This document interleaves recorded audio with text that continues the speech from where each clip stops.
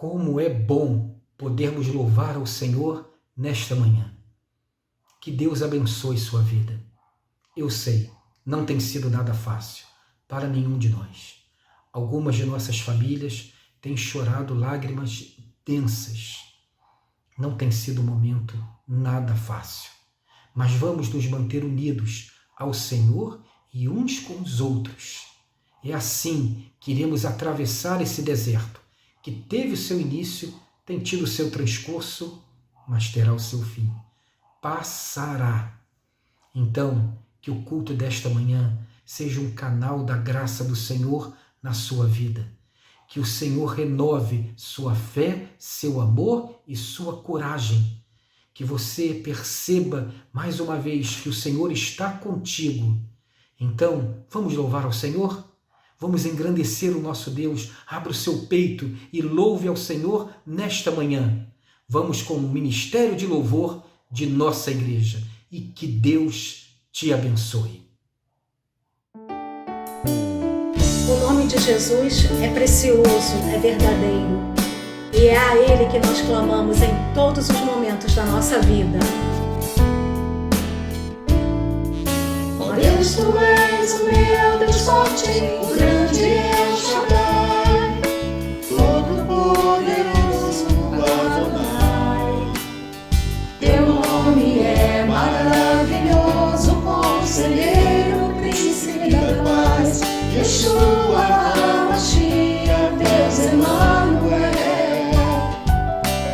o pastor de Israel, o guarda de Sião, a brilhante estrela da manhã. Jesus, Teu nome é precioso, meu Senhor e Cristo, o nome sobre todos pelo qual existo. Jireh, o Deus da minha provisão. Shalom, o Senhor é a minha paz. Shalom, Deus presente sempre está. El Elyon, outro igual não há. Jeová Rafa, meu Senhor, que cura toda dor. Tsidkenu Yahvé, minha justiça é. Elohim, Elohim, Deus, no controle está, meu Deus. Tudo governa, Jeová Rafa, meu Senhor, que cura toda dor. Tsidkenu Yahvé, minha justiça é. Elohim, Elohim, Deus, no controle está, meu Deus. Tudo governa. Vem governar, Senhor, sobre as nossas vidas, trazendo a Tua paz, a Tua cura, a Tua provisão sobre todos nós.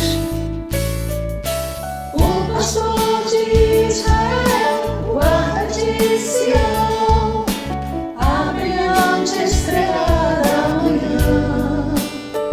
Jesus, Teu nome é precioso, meu Senhor e Cristo, o nome sobre todos pelo qual existo. Jireh, Deus da minha provisão. Shalom, o Senhor é a minha paz. Shalom, Deus presente sempre está. El Elyon, outro igual não há. Jeová Rafa, meu Senhor, que cura toda dor. Tsidkenu Yahvé, minha justiça é. Elohim, Elohim, Deus, no controle está, meu Deus. Tudo governa, Jeová Rafa, meu Senhor, que cura toda dor.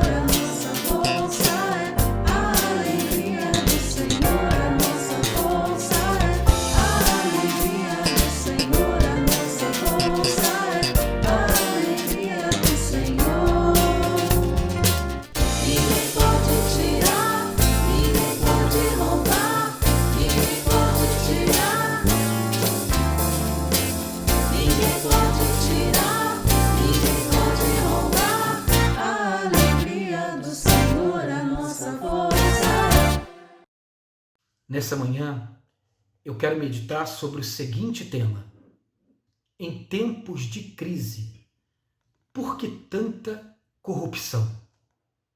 Justamente nessa hora tão dramática do nosso país, do mundo, quando temos esse inimigo em comum, a Covid-19, era hora para, como sociedade, darmos o nosso melhor.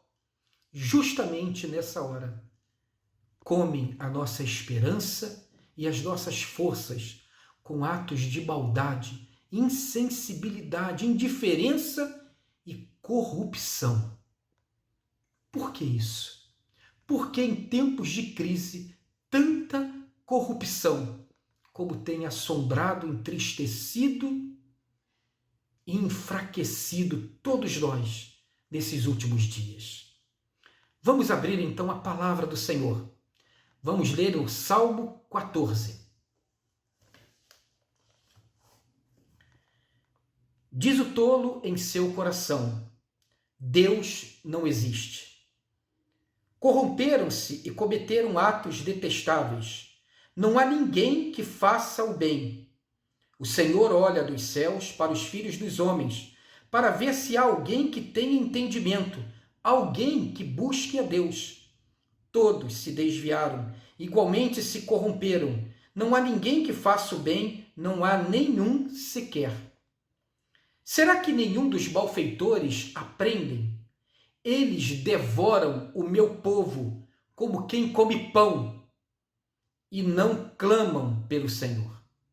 Olhem, estão tomados de pavor, pois Deus está presente no meio dos justos. Vocês, malfeitores, frustram os planos dos pobres, mas o refúgio deles é o Senhor.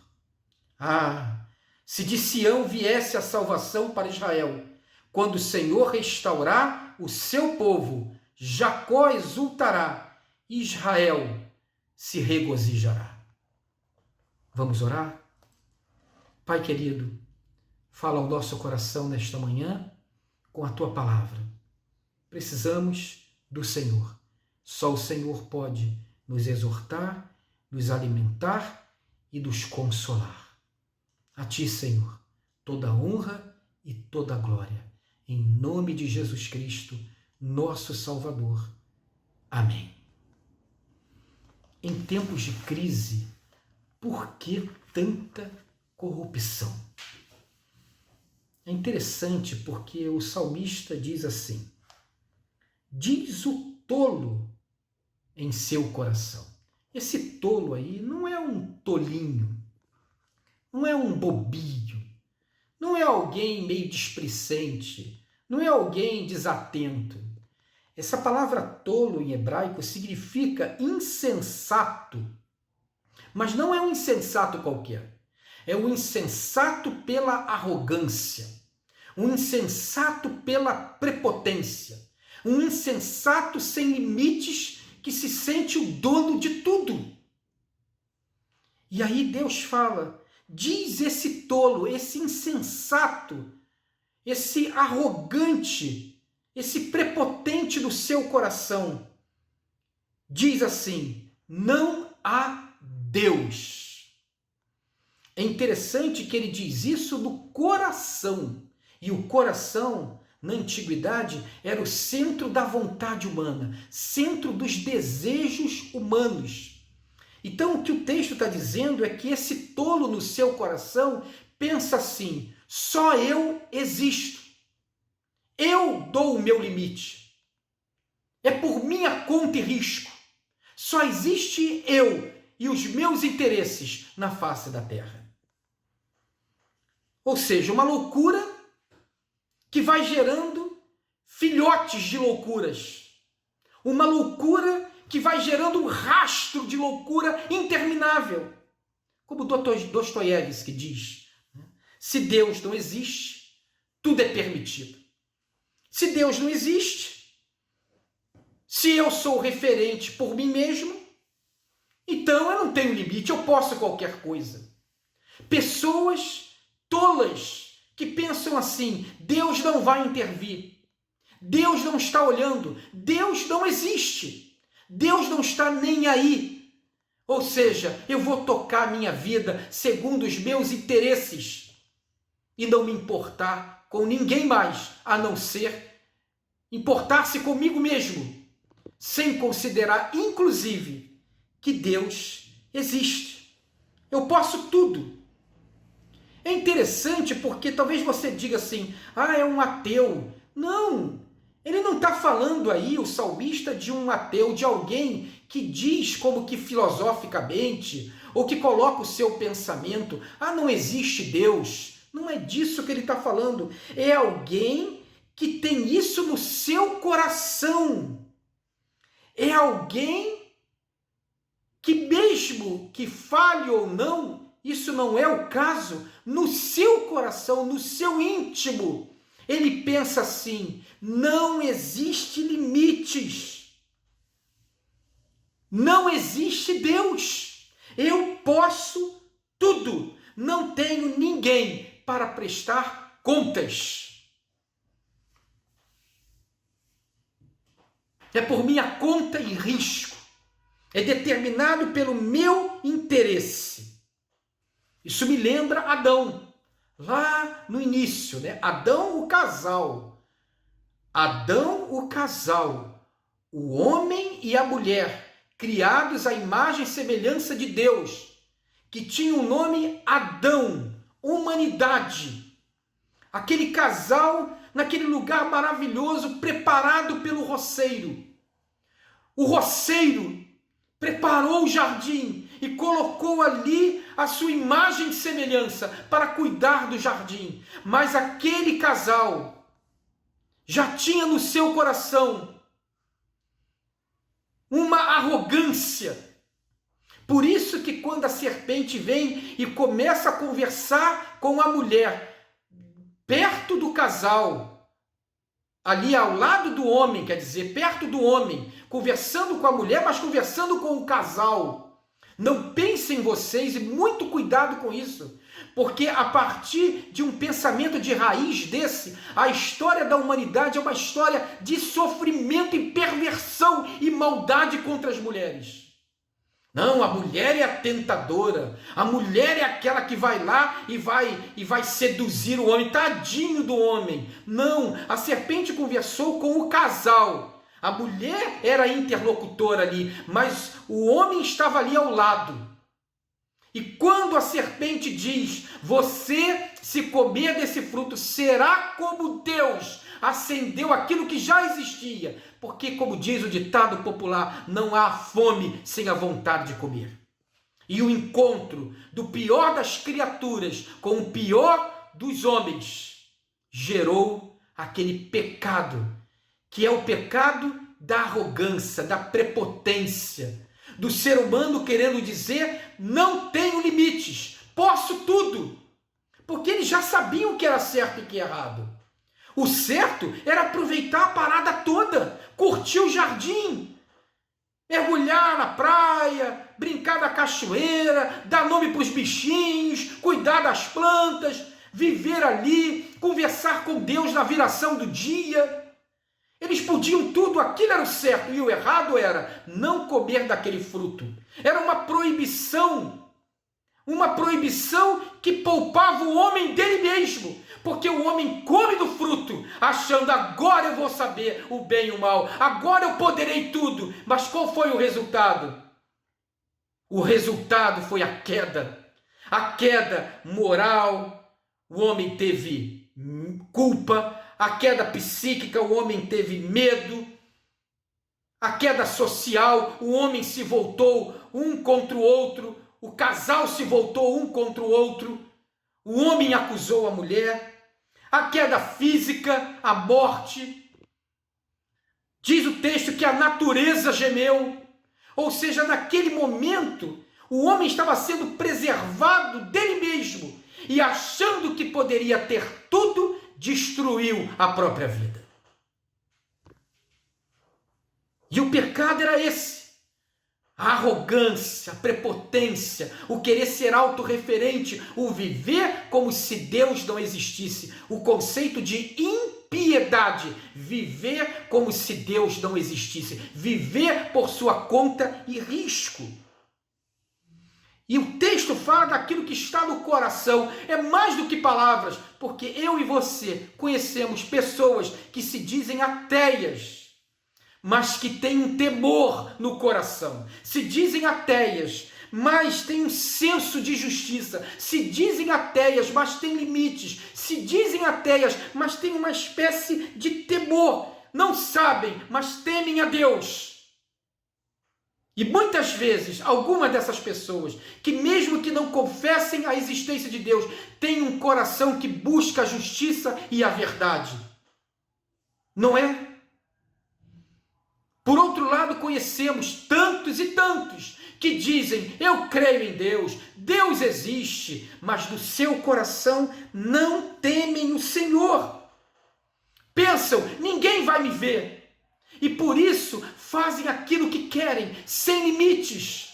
São autorreferentes, são arrogantes, são prepotentes, são donos da verdade, não veem limites para realizar o seu desejo, para realizar a sua vontade. Ninguém as para, ninguém as interrompe, ninguém pode contê-las, ninguém pode impedi-las. No seu desejo, elas são inflexíveis, elas vão obstinadas, elas correm atrás daquilo que elas querem. Não importa que passem por milhões, não importa que vejam crianças morrendo, não importa que vejam famílias destruídas, elas veem só o seu interesse, obstinadas pelo seu próprio desejo. Um coração dominado pela maldade, pela insensibilidade e pela corrupção. Dizem no seu íntimo, Deus não existe.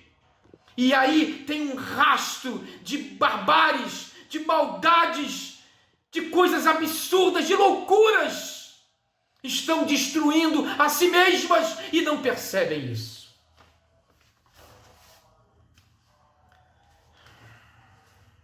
Essa é a corrupção humana.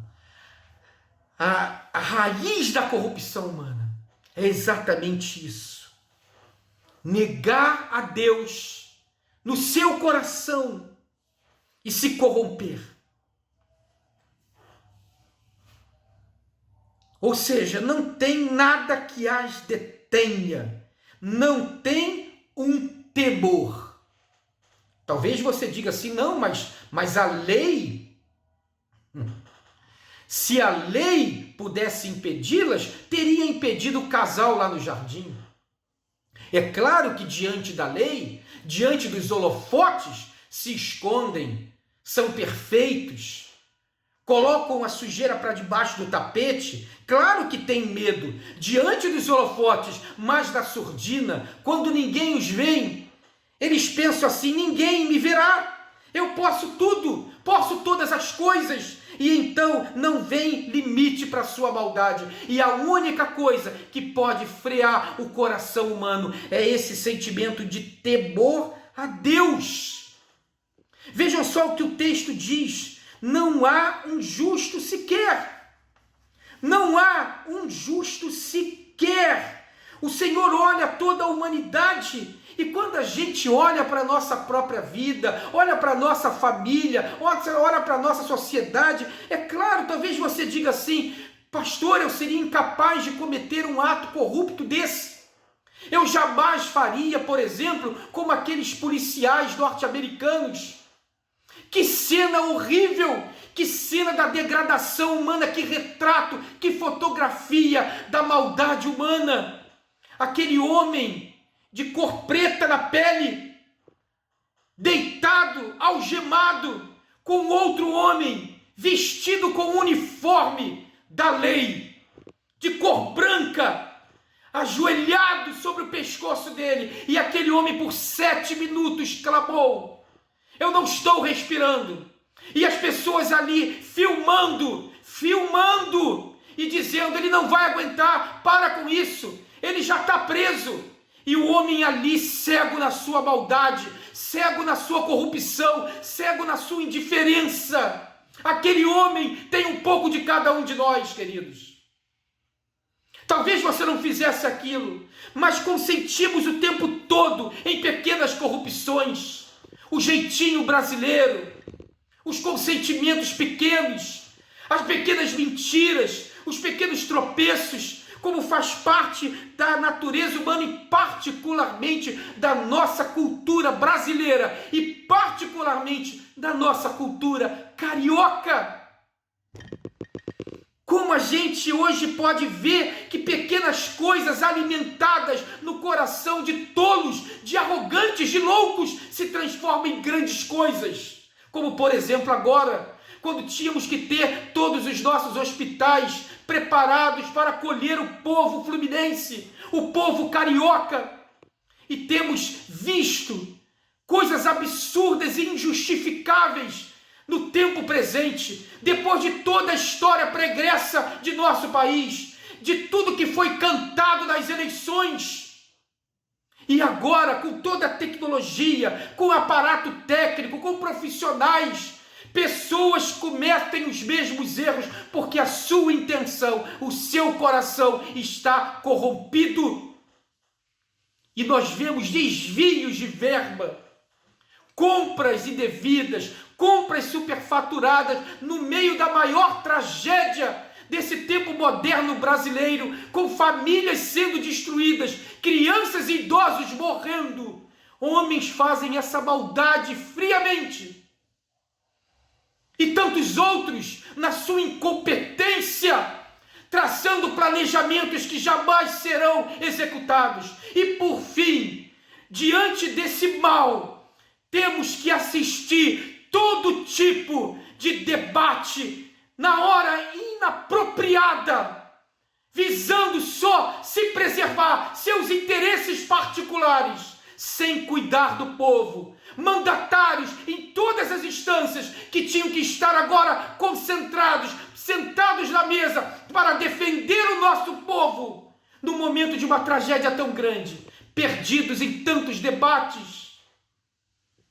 Quanta maldade, quanta insensibilidade, quanta corrupção, pessoas que não temem a Deus, tanto as que não temem a Deus no seu coração e falam que são ateias, quanto aqueles que não temem a Deus no seu coração, mas proclamam que são pessoas que amam a Deus, que amam o próximo. Não amam. Sabe, queridos, sem o temor de Deus, o mundo iria se acabar. Sem a visitação de Deus, o mundo viraria uma barbárie sem fim. Vejam só o que o texto diz, que palavras apropriadas. Eles devoram o meu povo, como quem come pão. Frustram o plano dos pobres. E o pobre aqui, é o pobre que nós lemos no Salmo 40. Salmo 40, versículo 17. Nós lemos assim. Salmo 40, 17. O salmista Davi diz assim: quanto a mim, sou pobre e necessitado, mas o Senhor preocupa-se comigo. O Davi não era um pobre. A questão aí não é só a pobreza material, é a pobreza do desamparo, é a pobreza do desgoverno, é a pobreza de estarmos perdidos, a pobreza da nossa vulnerabilidade, a pobreza que é atingida por essa corrupção. Então o texto lá do Salmo 14, ele é forte quando diz isso. Devoram o meu povo como quem come pão, frustram os planos dos pobres, usam e abusam, coisificam a vida humana para o seu deleite, com um coração insensível para o próximo. Eu vou lhe fazer uma pergunta. Você sabe por que Sodoma e Gomorra foram destruídos? Aí você diria: ah, pastor, porque havia ali promiscuidade, o pecado sexual. É isso mesmo que a Bíblia diz, meu irmão? Ou essa é a leitura que muita gente moralista quer fazer. Quem dera se o nosso problema fosse promiscuidade sexual. Abra o texto de Ezequiel, profeta Ezequiel, capítulo 16, versículo 49. Profeta Ezequiel, capítulo 16, versículo 49. Ora, este foi o pecado de sua irmã Sodoma. Ela e suas filhas eram arrogantes, tinham fartura de comida e viviam despreocupadas, não ajudavam os pobres e os necessitados. A maldade que subiu aos olhos de Deus não foi a perversão sexual simplesmente. Foi um todo de uso e abuso, de coisificação da vida, de maldade, de corrupção, de ausência total de generosidade. Pessoas que tinham muito e eram despreocupadas com os pobres e com os necessitados. Pessoas arrogantes, pessoas que não tinham o temor do Senhor, como muitos hoje têm machucado o nosso povo, a nossa nação assim. Mas é interessante, porque o Salmo 14 também nos traz um alento.